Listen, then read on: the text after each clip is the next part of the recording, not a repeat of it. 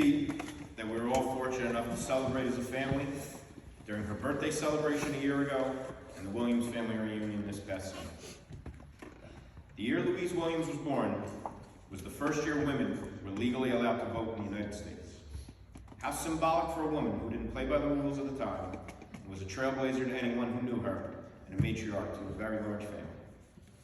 When she was 6, highways were given numbers for the first time in the United States.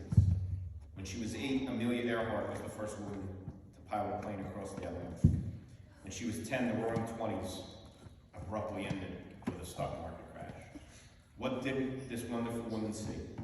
The struggle of the Depression in the 30s, a world war in the 40s, the boom of America in the 50s, and the counterculture in the 60s. There was one constant in the past 100 years, is that you could ask Louise about any of these important events and how she remembered them and how she lived through them. She never stopped changing with the times. Until her final days, you could see her picking vegetables in the garden as if it was 80 years ago, or scrolling on Facebook on her iPad. She was born in West New York, New Jersey in 1920 and moved upstate to New York in 1922, where she referred to her home as the house on top of the hill. Mom was Dora and Dad was Leo. At the age of 10, she moved to Oklahoma, where her paternal grandfather lived. She remembers the car at some points having 9 people in it and having to fix many flat tires on a long journey. They stayed there for 4 years until they came back to New York. She had her first date with her husband in the summer of 1937 in Burlingame, New York. They went for a ride so they could talk. She said she knew he was the only one for her when they kissed for the first time that evening.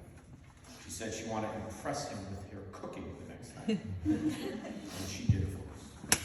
She remembered cooking him roast beef for dinner, which was his favorite, with a white cake and chocolate frosting for dessert. He was 15 years older than her, and at first, cover your ears well, he called her jailmate, was his first nickname. But later, it became Toots. Louise prided herself on being simple and efficient. I'm just going to call you Vin.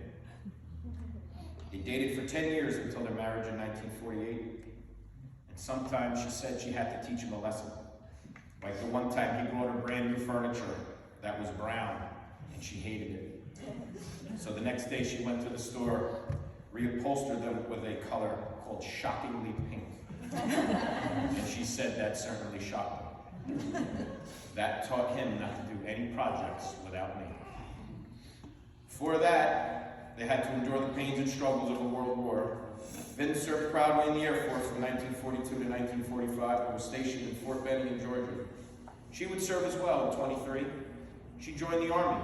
She handled records and accounts as a quartermaster while rising to the rank of sergeant.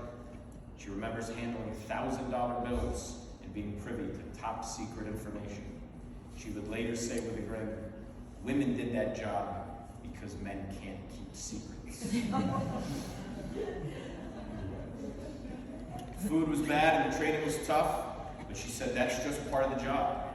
Consistent words from a woman who worked her entire life without complaint. They first settled in North Bergen, where she was the neighborhood mom. Vin would remember the boys roughhousing, playing sports, getting injured. And when someone was hurt, who did they go to? He would walk in his house and say, "Mom, we got another one." And Louise would bandage him up, send him on his way. They began building a home together in Pine Bush in 1955, as she would say, brick by brick and cinder block by cinder block. It took years to finish. Patience was something Louise had plenty of. He left her in 1973, and 2 years later, she moved to Pine Bush permanently. The love of her life, Vincent John, never left her, because together they had 2 sons that she loved with all her heart. And with those boys were named after him. In 1950, John was born, and 2 years later, Vincent was born. Together they would help build that house. She was fondly remembered as always supporting the Boy Scouts, raising funds for the Little League, camping, watching them play sports, fishing, swimming, shooting bow and arrow, doing everything you should do. Vin remembers saying, this was our only vacation. It was like we were on a vacation all the time. There was no way to spend the summer. And that would be their haven for their city friends. They would come up and enjoy that life. Ben remembers one time his friend coming after a day of hiking and biking and said, Miss Ruggiero, could you give us a ride home? She said, sure, after you pick 100 weeds out of the garden. She was proud of her boys. She was proud John joined the Navy, and her favorite wine was that Cabernet 08 that Ben would render. They brought 4 wonderful granddaughters into her life, and were with her until her last moments: Michelle, Crystal, Amanda, and Raquel. Louise's mission was to teach them how to be a lady and how to be independent. Decorate pumpkins. Stay hard, work hard, stay busy. Vacation time with Louise was never relaxing. They baked, they cooked, everything was homemade. They picked fruits, they picked vegetables, they canned the fruits. They used a knitting machine to make sweaters, to make hats. They gardened. They remember spinning the crank for the homemade ice cream. Nothing can stay on the stove for long, as she would say. We don't cook the nutrients out of food. They made homemade clocks. They cut out patterns to make clothes. T-shirts with bubble puffer paint. Hot chocolate from the Garfield cups. And only Weezy could use a canned ham rim with a music box as a Christmas decoration. Girls remember partying one day at the site, coming home to eat dinner, while the male cousins and the uncles and aunts got to go back. And Weezy warned, young girls do not belong at a campsite. The girls made signs and protested that Weezy was mean. She came running out when she heard the chant, in her bra no less, and said, "I'm mean, you say? You'll thank me when I'm older." And as the girls joked, Weezy always turned out to be right.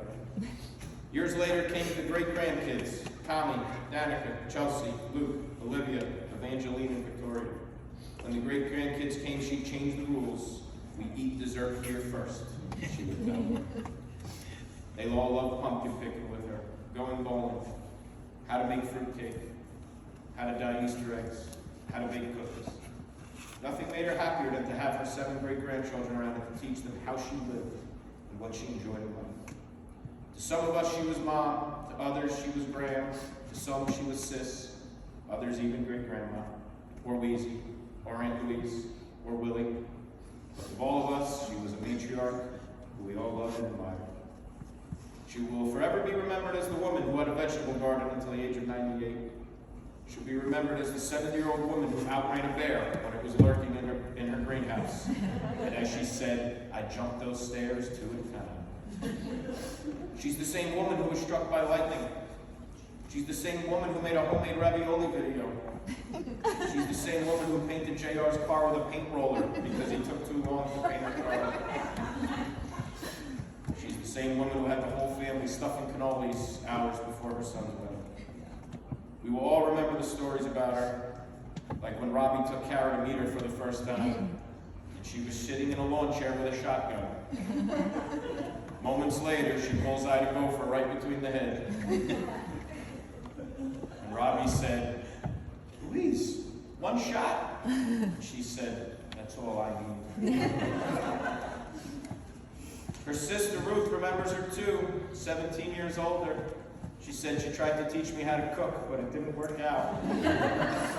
But she said she has one memory 15 years ago in California at their niece's home where they decided to go in the hot tub. Shall I go forward? She said, "I don't have a bathing suit." And Louise said, "Don't worry, we're going in our bra and panties." A moment later, a plane flew low, and she waved at them. When I first met her, she asked me what were my intentions with her granddaughter. I laughed, and she said, "I'm not joking." She is with her Vin now, and her parents, and her siblings, and her pets. She's probably taking care of her garden in heaven right now, answering questions from someone about how to do something, because after 101 years, she did it all. Rest easy, sweet Louise. You're impossible to replace. Thank you.